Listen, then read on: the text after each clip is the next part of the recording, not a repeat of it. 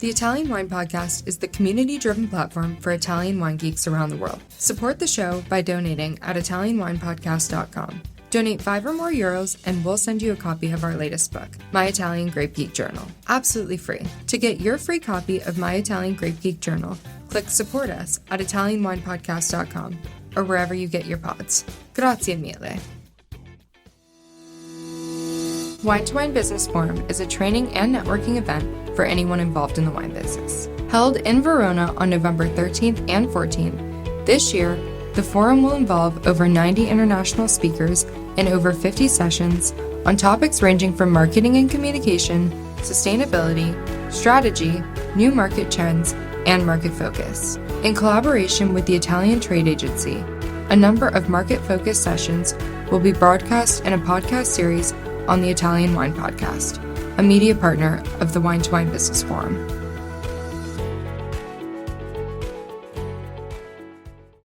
Hello, my name's Stevie Kim, and welcome to the Italian Wine Podcast. This is actually a special series. It's part of a special series from the Wine2Wine Business Forum, which actually took place already on the 13th and 14th of November, just a few weeks ago. I don't know when this episode will be airing.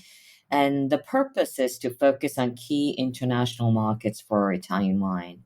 Today, the focus is on Canada and our special guest. We have two special guests, two interviewees.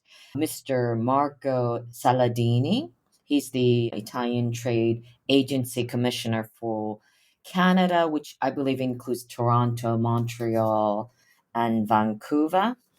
And then with him, we have also Craig de Blois.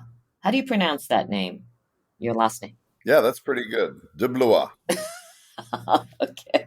I didn't want to butcher your name straight away. And Craig is a wine importer and president of Noble Estates Wine and Spirits, and we'll find out what that is all about. So I'm just going to go straight in to the talk today. Marco, ciao Marco. Buongiorno, ciao Stevie, how are you? Hi, Marco. Would you like to tell us a little bit about yourself? Just a brief overview. Where have you been? I know you've been a devotee of Italian Trade Agency. Yes, well, I started with the agency in 1992. I was posted in Rome for the longest time at the Economics Studies Office, and then I managed to finally go overseas and served at the World Bank and then in Vietnam. And then I returned to Rome and again out to Chicago and finally Toronto. So that's in short my career. I have a wife and two wonderful children, and we go around the world. Okay, stop. I don't want to have more information. Okay. All right, Marco. So you are very, very much the man we were looking for today. And of course, Craig de Blois, wine importer.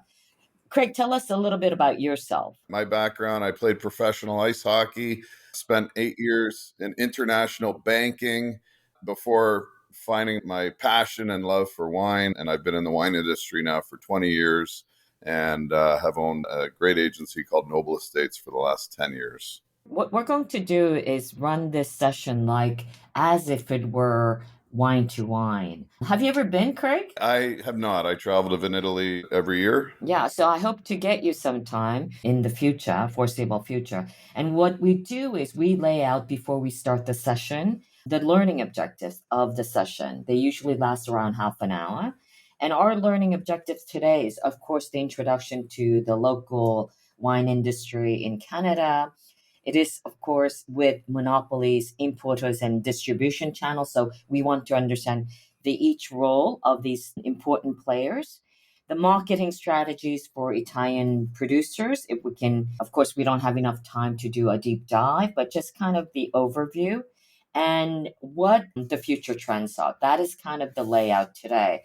Because Canada, of course, it is complicated in terms of alcohol distribution import system, because everyone just think, yes, Canada equals monopoly, but it's not as easy and simplistic as that, I suppose. So let's dive right into it. Marco, why don't we start with you first? Would you like to give us a skinny overview of the wine market? Perhaps, give us a little bit about the demographics and what your perspective is in terms of consumer preferences. Sure. Well, let's start saying that the alcoholic beverages market in Canada is changing.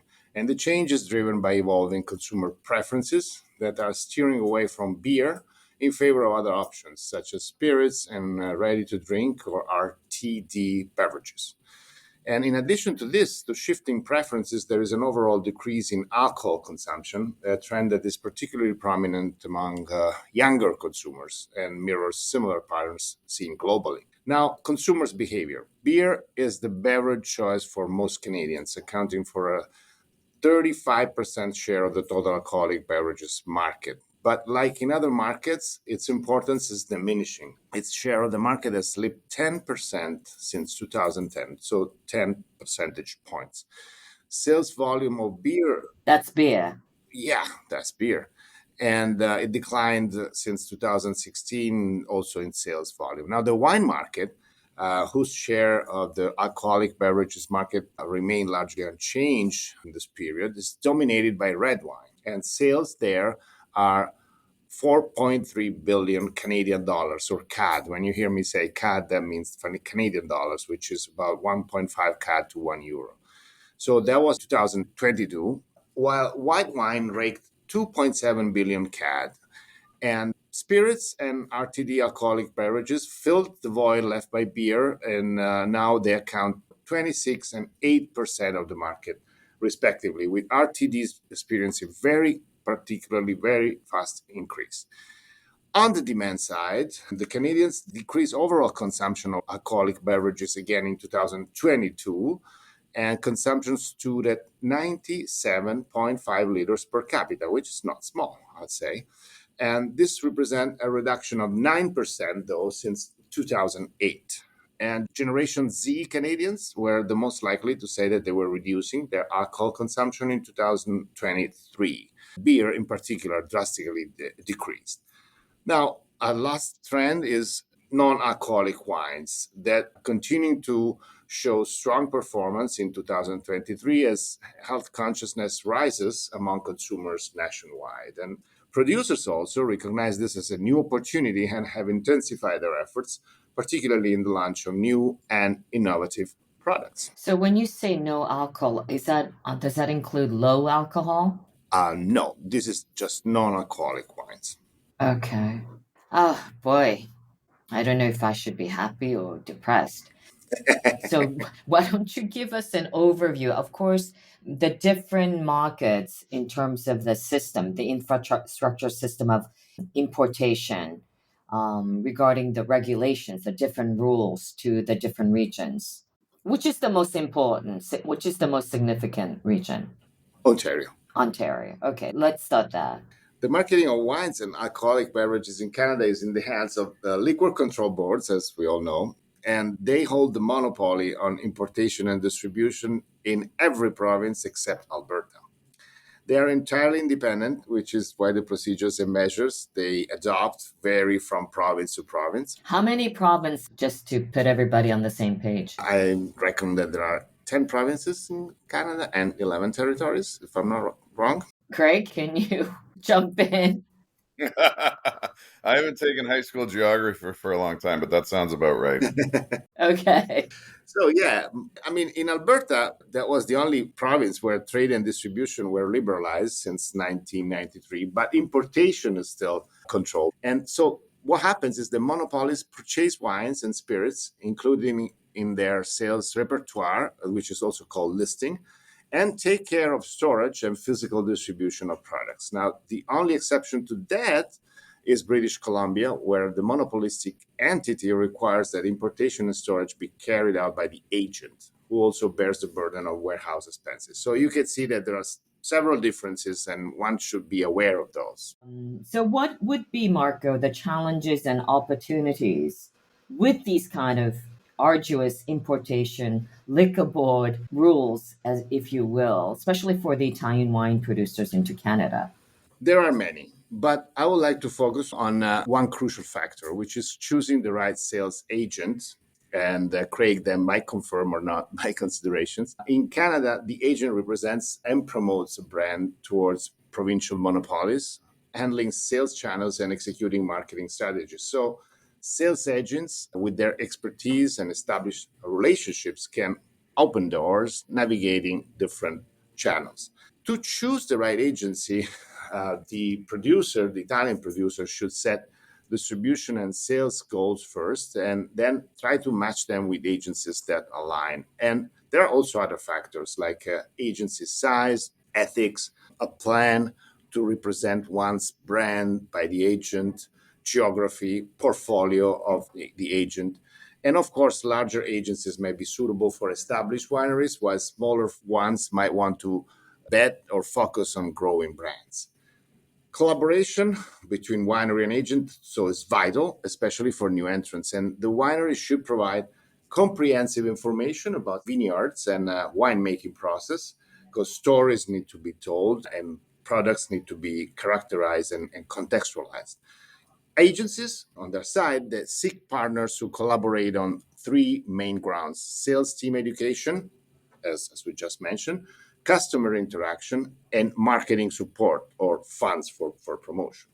So here we come. The cost of doing business with an agent is, of course, a deciding factor.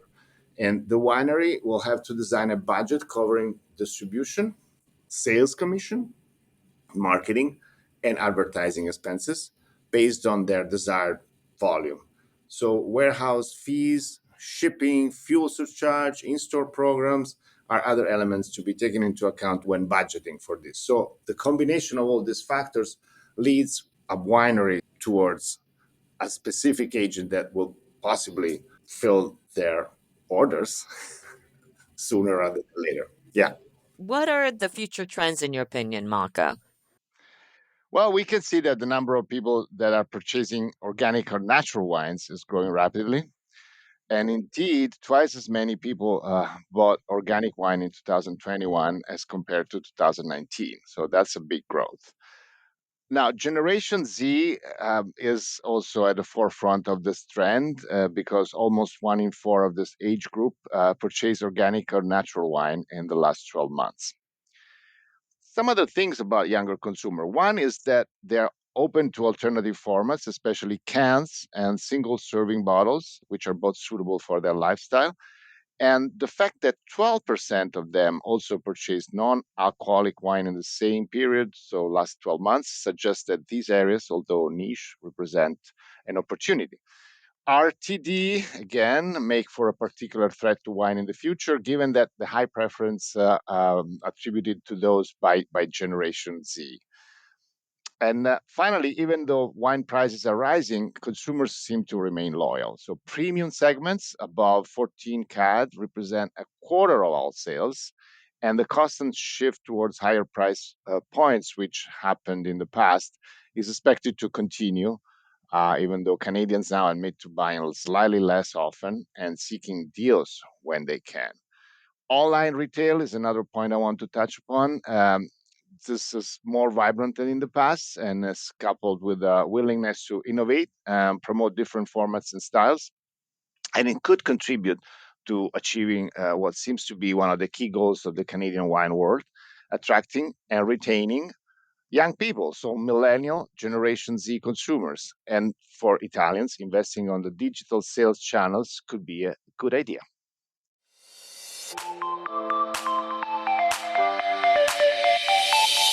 Are you enjoying this podcast? There's so much more high-quality wine content available from Mama Jumbo Shrimp. Check out our new wine study maps, our books on Italian wine, including Italian Wine Unplugged, The Jumbo Shrimp Guide to Italian Wine, Sangiovese Lambrusco and Other Stories, and much, much more on our website, mamajumboshrimp.com.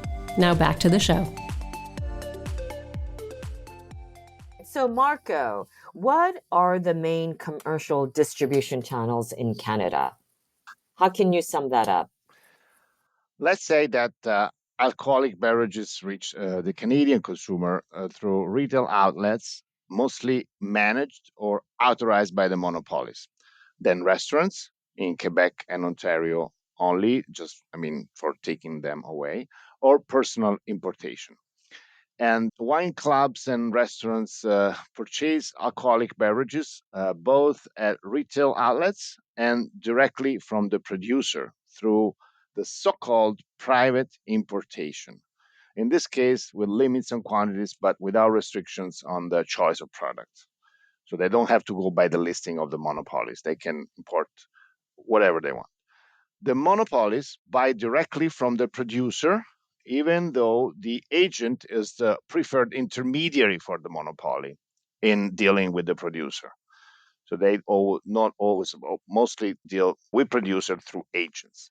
And the federal law indeed grants the exclusive right to import alcoholic beverages into Canada to the monopoly. So no one else can introduce large quantities of alcoholic beverages except them. This explains why the figure of the monopoly in the distribution chain is a central one in all provinces, and even those where the marketing has been privatized. Now, in terms of who sells, retail dominates the beverage landscape since almost 90% of all sales are in store, with state stores as the most used channel. And there are signs, though, of a still emerging online industry, seeing how 18% of regular wine drinkers have purchased wine online in the last 6 months, with a 4% increase from the previous year. Now, we could take a look at the main provincial monopolies, seeing how much they sell and what's their positioning in the landscape. Like, for instance, LCBO, the Liquor Control Board of Ontario, with a population of 15.4 million, reported 2022 revenue of 73 billion CAD, an increase of 2.2% from the previous year. And the wine actually declined 3.8% in sales, but stayed the second largest category with 22.1% of sales and 1.6 billion CAD of sales. Vintages, though, which are premium wines, they grew in sales by 8.2% and so rose to 10.1% of LCBO, the monopoly, annual sales. The monopoly has 677 branches, stores, an e-commerce platform, and offers 15,700 products from 82 countries. One thing that is funny to know is that they want to limit the weight of bottles, glass wine bottles, that are sold for 15 CAD or lower. They should be light, just for environmental reasons. So we move to SAC, the Société des Alcools du Québec, is the monopoly in the French-speaking province of Quebec, which has 8.8 million inhabitants. They reported a 5% increase in revenue in 2022, and they sold 4 billion CAD worth of alcoholic beverages in 2022. And wine sales were standing at 68% of total sales. So quite a large proportion, reaching 2.7 billion CAD with a 3.3% increase in value and a slight decrease in volume. The SAC has 837 outlets and a very diversified product range and services they deliver throughout Quebec with orders placed online. And they offer 15,900 products from 76 countries. A curiosity there is that in line with the habit, which is popular in the French-speaking province, of having a glass of wine with meals at one's home, Quebec allows the sale of non-premium wine, so lower quality wines, in grocery stores. You can get your groceries and wine when you go to the supermarket. Then we move to Alberta.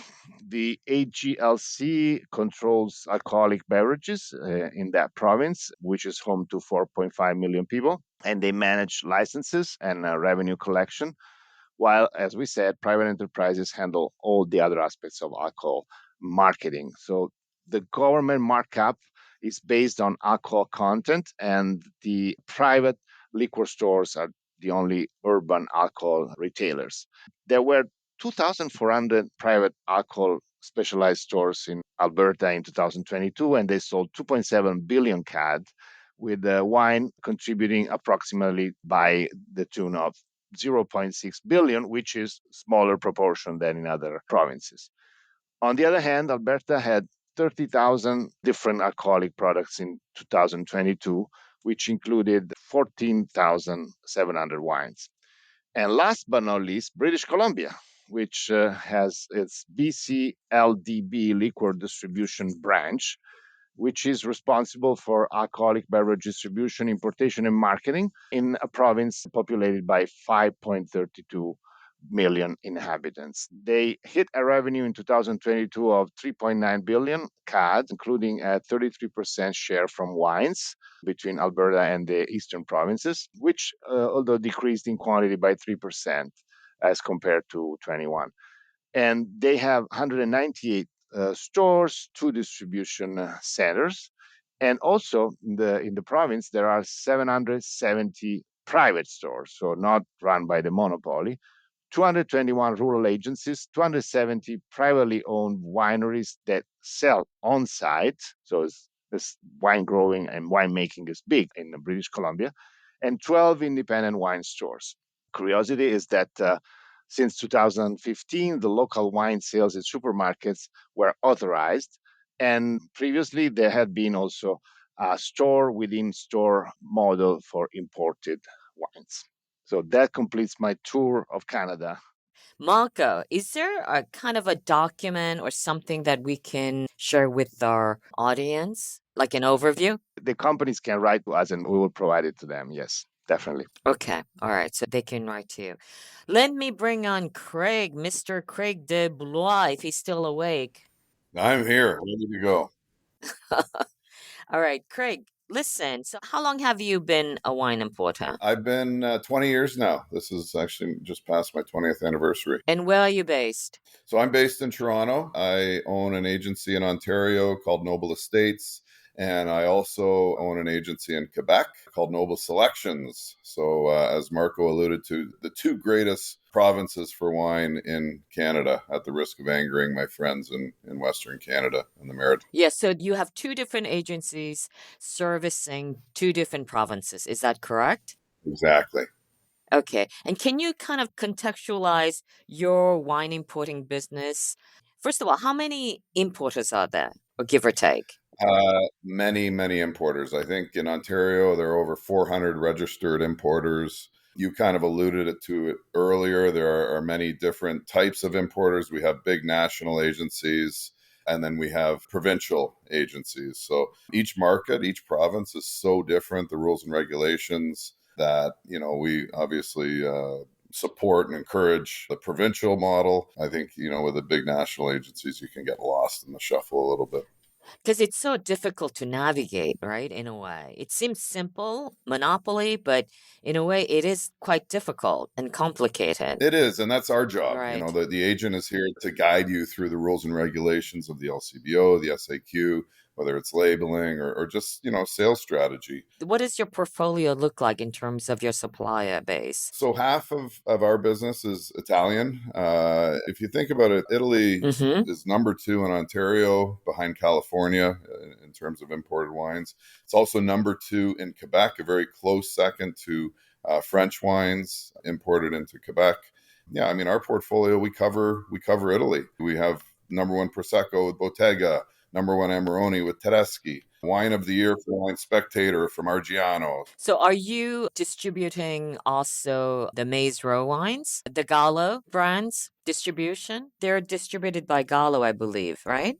Not in Canada. Aha, okay. Certainly most Italians like to carve off Italy and really don't group it as North America. I mean, yeah, Canada is a very different market from the US. I see. I suppose you can give us kind of the nuts and bolts of some operational useful tips into entering the market if you are an Italian wine producer. Yeah, I mean, I think at this point you're quite late entering the market. I mean, Italy has been a huge category in Canada for many years, and most agents, I would say, have a pretty strong portfolio of Italian wines because it is such an important category. And the great thing about Italian wine producers is they travel. We see more Italians in Canada than any other wine producing nation, which really I think is a huge advantage. And, the Italians know the Canadian market. if you're looking to enter the market, I mean, there's still some great agents that are just starting or are kind of up and coming agents. And those are, I mean, that's something that Marco and his team can help find those hidden gems. But it's hugely important to find a great agent because, there are all types working here. I suppose,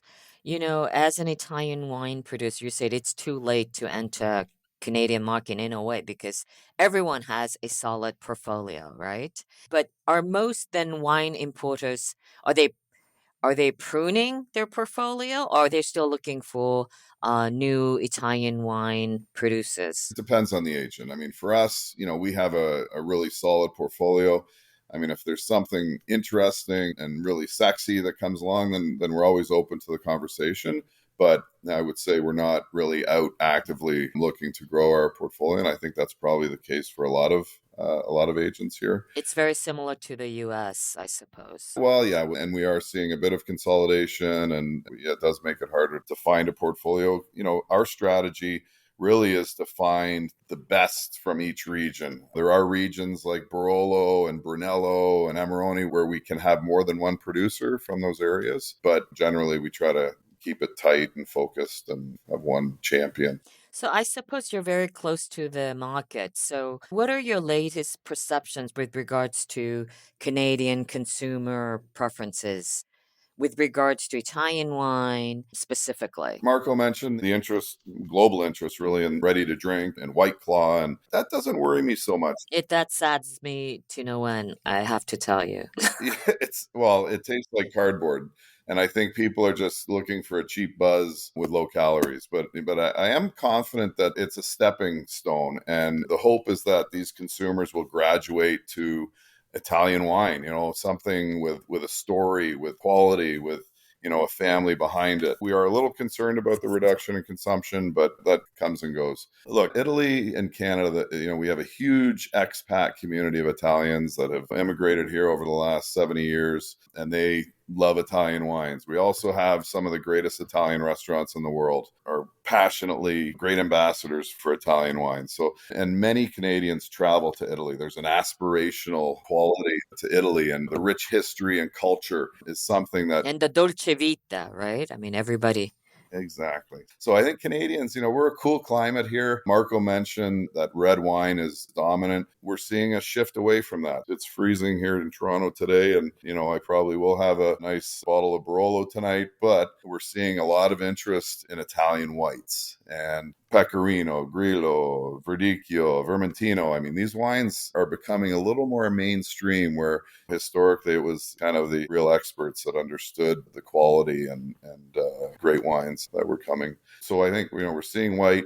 Prosecco's been so dominant here in Canada and continues to do well. Yeah, it's nice to see Italian wine lovers being more open to experimenting with maybe wines that aren't necessarily Chianti or Tuscan, and looking at other regions like maybe Calabria or Sicily. I mean, Sicily is really booming here, like in many markets. But is Piemonte still kind of the sexiest drive, or rather Piemonte, Etna of the situation? Is that still the case? Because a few years ago, that seemed like everybody's go-to sexy Italian wine. Yeah, for sure. Look, as Barolo prices are increasing, it's nice to see that great Nebbiolos are being purchased, and there is a customer shift, whereas, 10 years ago, it was hard to sell, a nice Longa Nebbiolo. But, Italy produces amazing wine at every price point and offers great quality at every price point. And that's, I think a big part of Italy's success.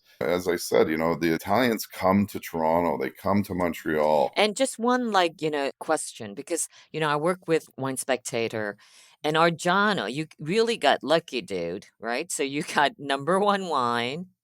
And what happens to a brand like that? Well, they're great ambassadors, and they engage with the LCBO buyers. They engage with the LCBO product consultants, who are the frontline experts of the LCBO, and they engage with our team. And I think, engagement is a huge reason for Italy's success, and they do it better than any other country. Just as an example, I was in Bordeaux in September with two of Canada's best wine writers, and neither of them had been there in 20 years.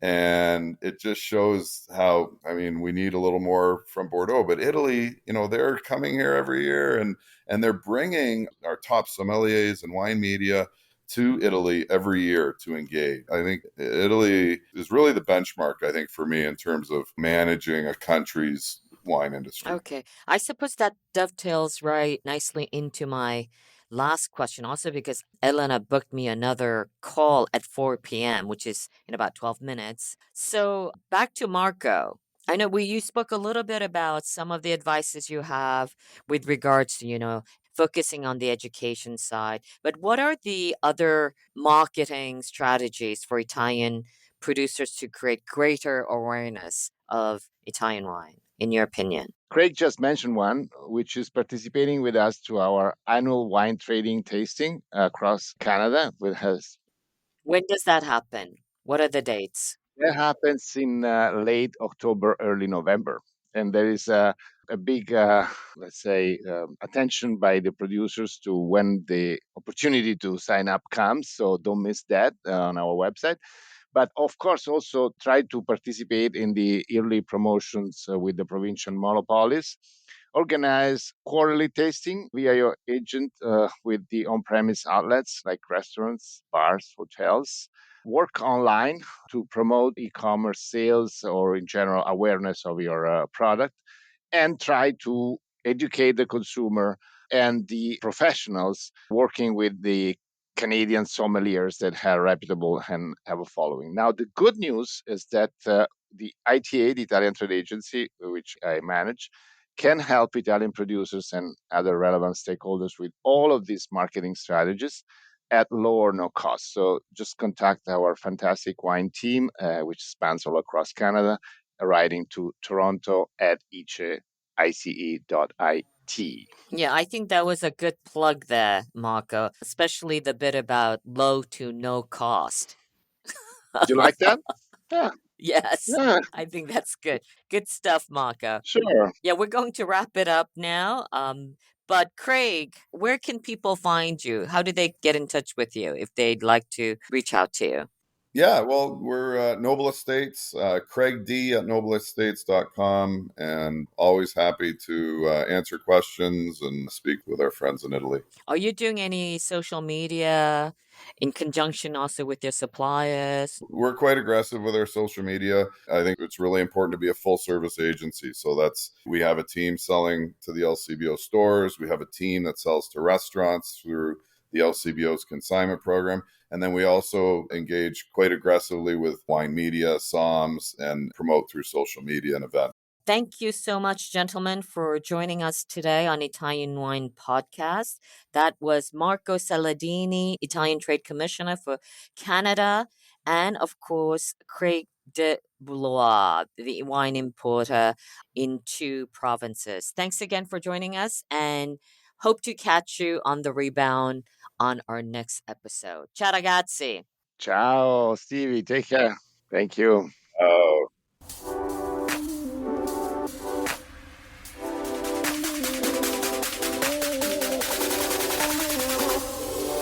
Thank you for joining us on another installment of On the Road Edition, hosted by Stevie Kim. Join her again next week for more interesting content in the Italian wine scene. You can also find us at ItalianWinePodcast.com or wherever you get your pods. You can also check out our YouTube channel, Mama Jumbo Shrimp, to watch these interviews and the footage captured of each location. Chin chin!